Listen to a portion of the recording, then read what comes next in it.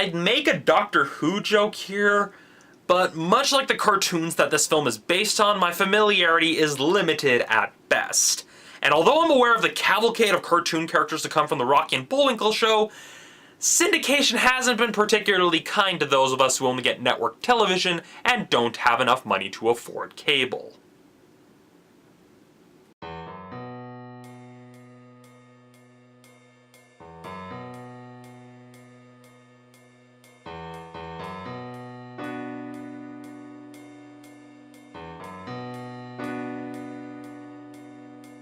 I had very low expectations going into this film, because I mean, let's face it, a lot of the reboots and adaptations of a lot of the beloved cartoon characters haven't been particularly good in recent history. I mean, even Rocky and Bullwinkle themselves just haven't fared that well, so I came in expecting the worst.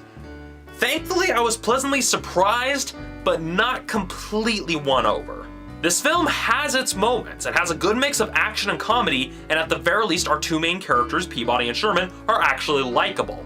However, there are a few problems with the screenplay as a whole, and really a lot of it comes down to the usual tropes we've seen in a lot of family movies nowadays, as well as the fact of, oh, we gotta throw in some one-off jokes about famous historical figures, leading to some jokes, or at the very least the execution of potentially funny jokes, feeling really forced and ultimately unnecessary to the overall story. In addition to the forced jokes, there were a lot of moments in the film where I kind of found myself rolling my eyes as they desperately attempted to raise the stakes. It really kind of felt like the writers had kind of written themselves into a corner and had to come up with some sort of contrived way to raise the stakes and bring everything to a satisfying conclusion. It was definitely kind of sloppy in a few places. While our two lead characters were likable, the same can't really be said for some of the side characters. Personally, I found the character of Penny kind of annoying.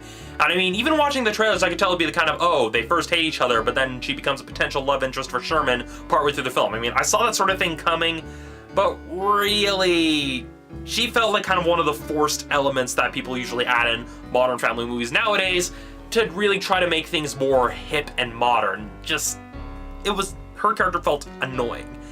And on top of that, a lot of the caricatures of the famous historical figures were pretty much just that. Caricatures, one-joke characters, basically.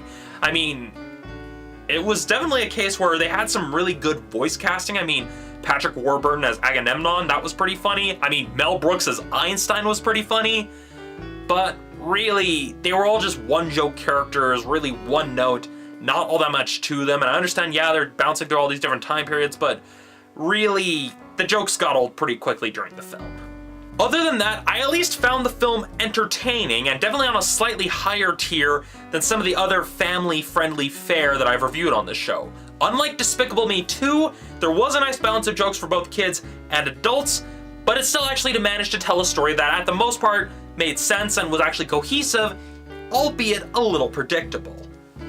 And I can vouch for the faithfulness of this film to the source material, but at the very least it's an endearing film that at worst is just mediocre, at best kind of a nice diversion that doesn't really carry a lot of staying power once consumed. Kids will enjoy it, that much I can say, but don't expect the merchandise to start flying off the shelves, DreamWorks. That said, I give Mr. Peabody and Sherman a 3.5 out of 5. So that's it for this episode of Romney's Reviews. Tune in next week for my review of Veronica Mars. See you then.